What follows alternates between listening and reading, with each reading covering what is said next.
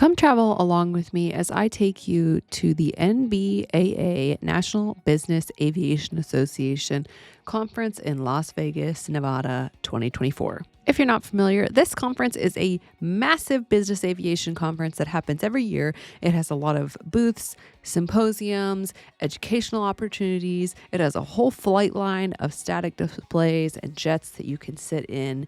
And I got to go this year for work, and my husband Matthew came along as well since we had the hotel and we turned it into a little mini vacation. So come along with me and let me show you the whole experience and everything I learned. Day one started off with an introductory speech from Ed Bolin, the CEO and president, and then Neil deGrasse Tyson welcomed everyone with some really funny and inspirational comments. Caused by Earth's rotation.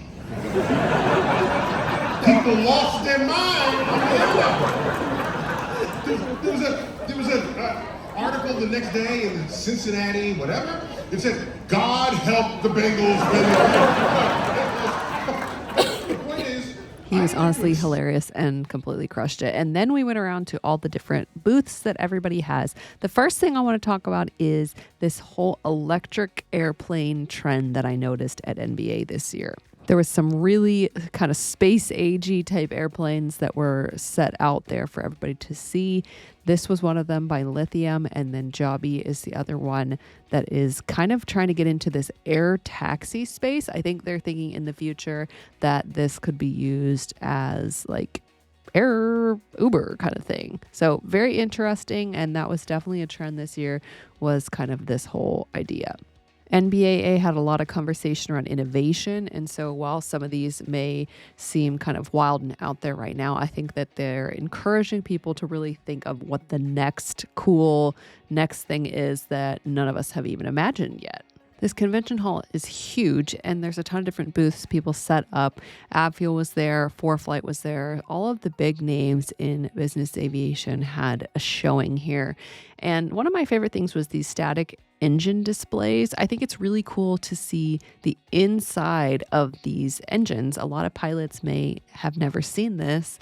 So I took a couple videos for you guys to enjoy, because if you're as nerdy as I am, you probably think this is cool.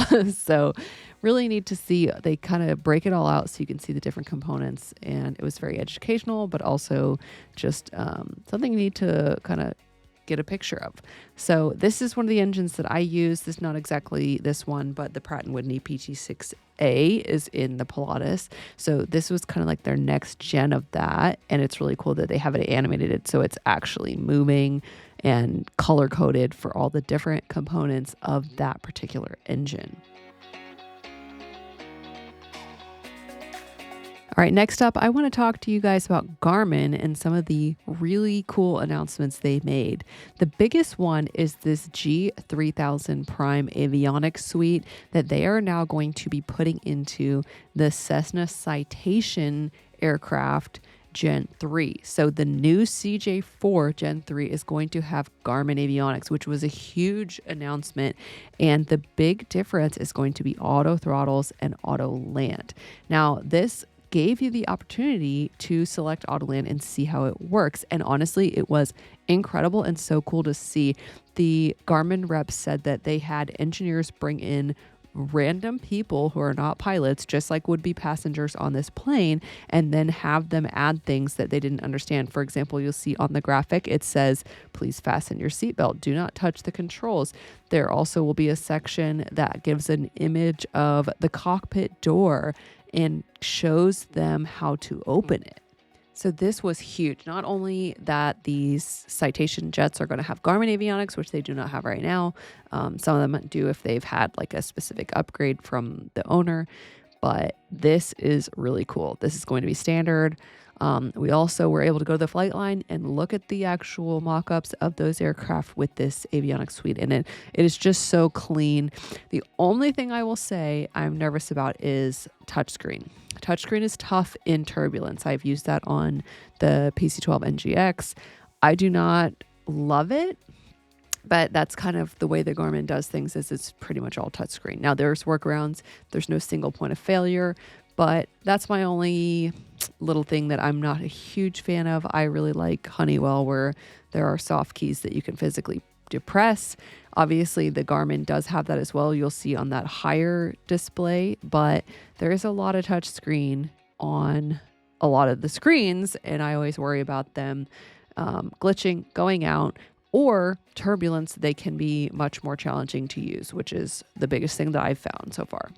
Next, I'll just show you some of the other displays that we saw. This is the propeller that is on the PC-12s. They're coming out with a 7-blade option, so we're getting more and more blades. Other parts of this, they had a NBAA headshot section where you could go get a headshot there, which is a huge cost saver if you had to pay for that on your own.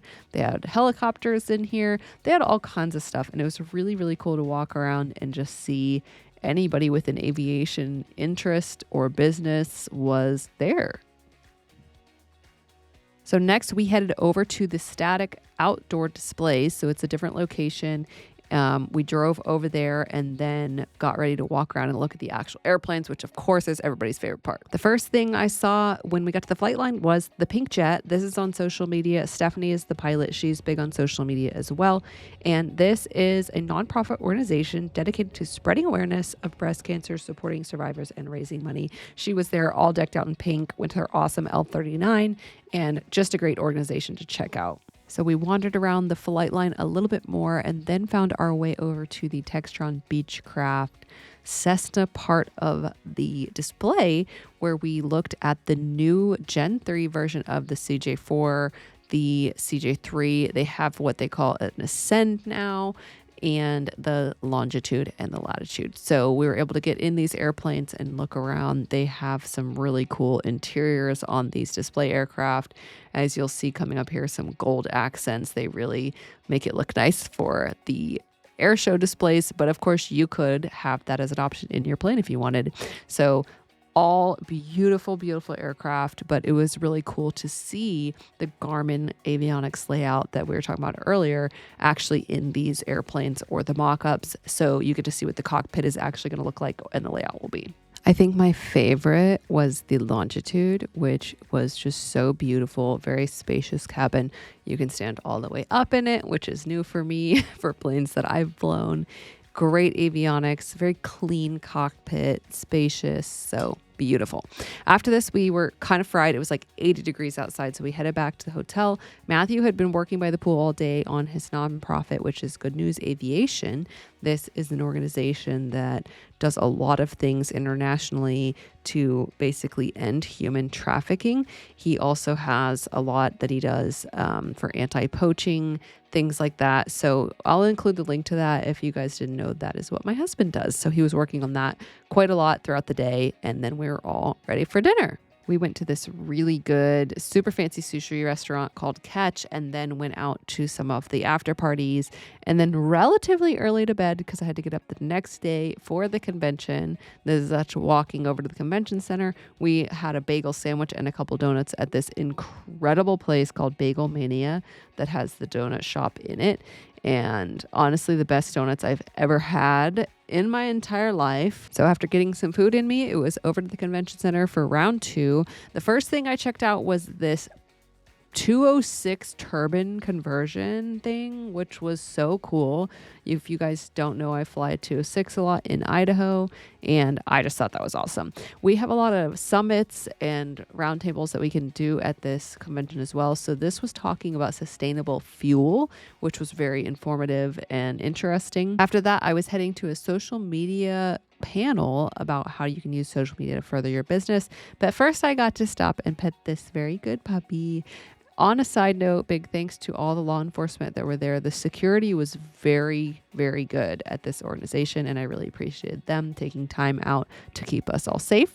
So this was the social media panel. These are a lot of aviation influencers who do different things in aviation on social media, and it was just really cool to meet them in person. I've met some of them by messaging back and forth online, and I've met a couple of them in real life before, but it was just really neat. We were able to share ideas, meet each other, talk about, what everybody is using their social media for, and learned a lot as well. That was it for all. Really cool thing to be at. I've never been to NBAA before, but if you are thinking about it, I would say just go. The tickets are a bit expensive, but this is a really good networking opportunity. If you're looking for a job in business aviation, I would definitely say it's worth going. There was a lot of, I'll include the link to NBAA in order for you to join if you're interested in that in the description of this video. And I will also include all the handles for all the social media aviation influencers that I met and the companies that I was discussing, so you guys can check those out further.